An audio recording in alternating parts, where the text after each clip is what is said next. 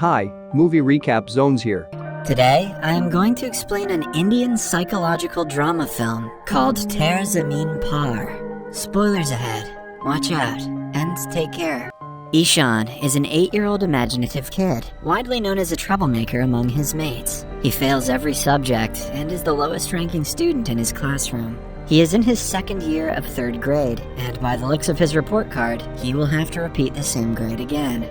In contrast to Ishan, his elder brother Johan is an ideal student. Outside studies, he plays tennis and is competing in the upcoming Interstate Tennis Championship. Ishan frequently gets into fights with the neighborhood kids who bully him. One day, a kid's mother complains about Ishan's behavior to his father, Nand Kishore. He has to embarrassingly apologize to the kid and his mother. After they leave, he shoves Ishan to the floor to discipline him. Although Nand Kishore loves his children, he is too harsh on Ishan. He believes that Ishan's low scores and inability to do basic tasks are because of his laziness. The next day at school, Ishan's English teacher asks him to read a line from a book. He tries his best, but can hardly form a word. He has difficulty in understanding the letters, but the teachers mistake it for him being a brat. When she repeatedly urges him to read, he yells gibberish and is sent out of the class. It is not a new thing for Ishan to be punished. In fact, he spends most of his time outside rather than studying because the teachers think of him as a disturbance to the other students. That day, Ishan hadn't done his math homework. To avoid facing the math teacher, he runs away from school and spends the entire day wandering around the neighborhood. He enjoys the day to his fullest, buying ice cream, spending time by the sea, and analyzing the passersby. By the end of the day, he returns to his school bus without anyone noticing his absence. At home, we see him make a beautiful painting. Ishan loves to paint, and his imaginative mind helps the cause, resulting in over-the-top pieces. Later, his mother Maya tries to tutor him and make him do his homework. She notices that his handwriting is awful, and he can hardly spell anything right. She associates his inability with laziness and scolds him like everyone else. The next day, Ishan will have to provide his teacher with an absent note from his parents. Scared of getting in trouble, he begs his brother to write the note for him. Johan makes him promise he will never skip school again and writes the note. The kid shows it to his teacher, who doesn't question its authenticity. He also pretends to cough to make it seem like he was actually sick. That day, the math teacher surprises the kids with a test. Ishan is handed the test paper, but to him, the letters look like they're dancing. The first question asks him the multiplication of 3 with 9. In his head, the kid imagines the 3rd planet Earth and the 9th planet Pluto fighting each other. He fantasizes about the Earth destroying Pluto and rationalizes that the answer is 3. Leaving the rest of the questions blank, he submits the test. When asked by his friends, he confidently claims that he enjoyed the test thoroughly. The next day, Nand Kishore returns from a business trip. Ishan is overjoyed by his father's return and hugs him dearly. However, during breakfast, Nand Kishore finds the fake absent note from the day before.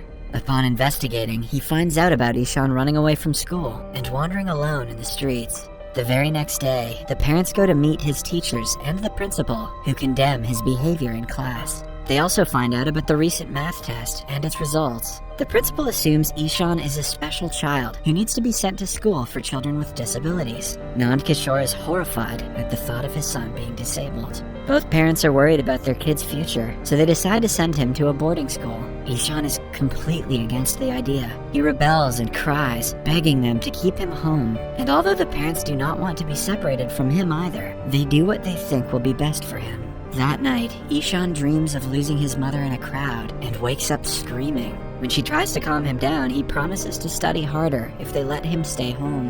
This breaks Maya's heart, but Nand Kishore is adamant about his decision.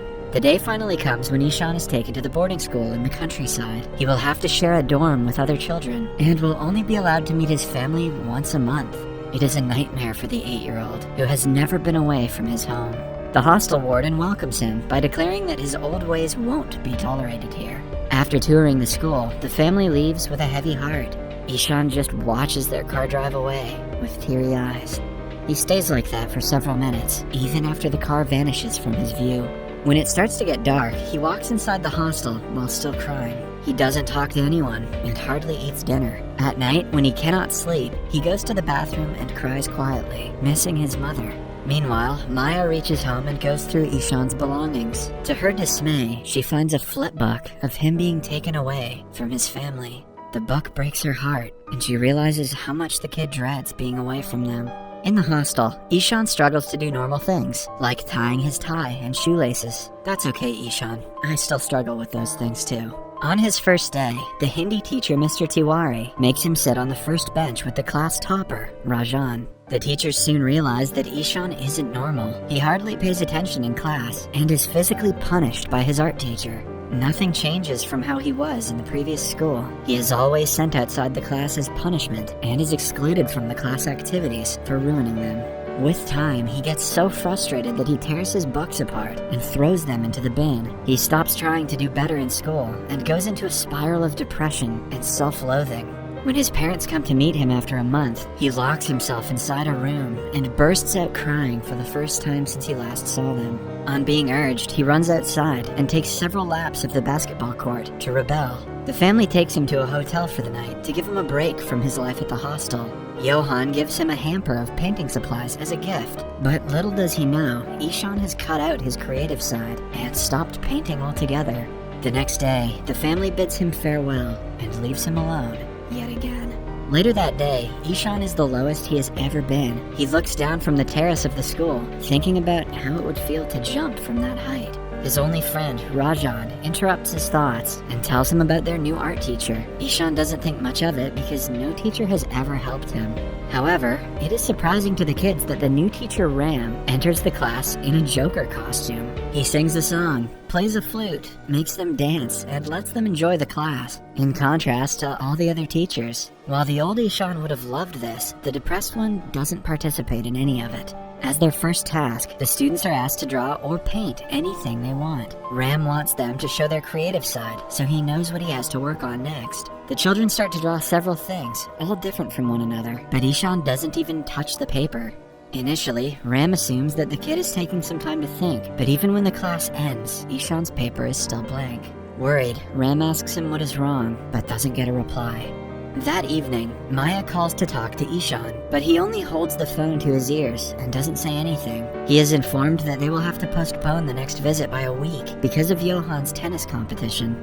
To Ishan, this only confirms that his family doesn't care about him. He sheds a single tear and walks away without saying anything.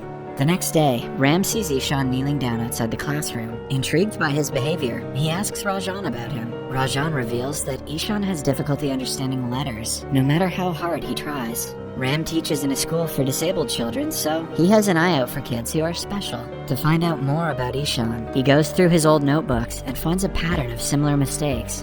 Even while teaching the special children, he cannot get the thought of Ishan out of his head. He used to have the same problem in his childhood, so he feels sympathetic to the kid. Weeks later, he recognizes what Ishan's actual problem is and travels to his hometown to meet his parents. They welcome him and let him take a look at Ishan's bedroom. Ram is surprised to find out that Ishan used to paint. This makes him even sadder that the kid lost his sparkle because of the pressure that was put on him.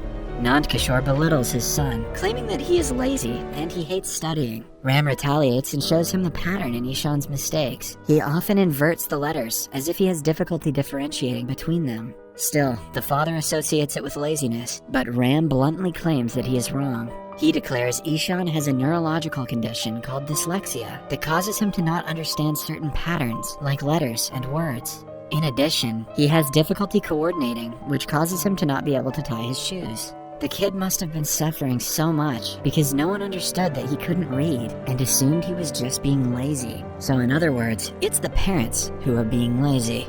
Oh snap. Nand Kishore thinks Ram is calling his son a retard and lashes out at him. To make him understand, Ram asks him to read foreign letters written on a box. When Nand Kishore is scolded for not understanding the letters, he finally realizes what his kid must be going through. Still, he refuses to acknowledge that his son can make a living out of his only passion, painting. Ram is determined to prove him wrong. When he returns to school the next day, he teaches the kids about all the famous historical figures who weren't so good at studying when they were children. He gives them examples of scientists, actors, and philosophers, which makes Ishan feel a lot better about himself. When Ram asks them who invented the light bulb, Ishan speaks for the first time in weeks and answers, Thomas Edison. Ram sees a shimmer of hope for the boy to learn. Later that day, Ishan is by the pond when he uses rubber bands and leaves to make a working boat. Ram is so impressed that he brings the structure home and keeps it as a decoration. Ishan's creative senses start to flow again, but he still has a long way to go before learning to study like the other kids his age. One day, Ram goes to the school's principal and tells him about Ishan's problem. The principal suggests they send him to the school for children with special needs, but Ram is confident that Ishan can study with the regular kids. He suggests the teachers understand the kid's problem and help him accordingly. When the principal says it is not possible, Ram offers to teach Ishan every day after school.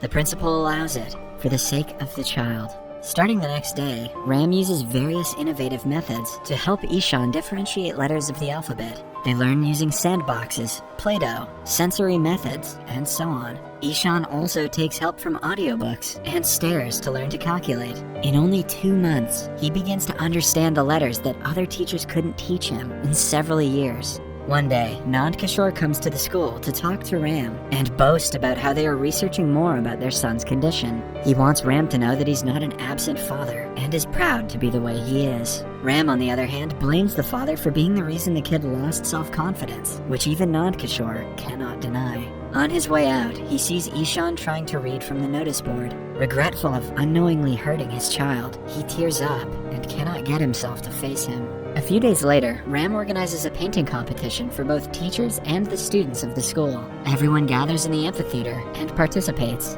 Ishan uses the painting supplies that he was gifted by his brother for the first time. The competition starts and everyone gets busy drawing. Even the teachers enjoy the event and do their best. By the end of it, Ishan creates a beautiful painting of himself sitting by the pond. He goes to the front to submit the painting and sees that Ram has painted a portrait of him. He is left speechless at the sight.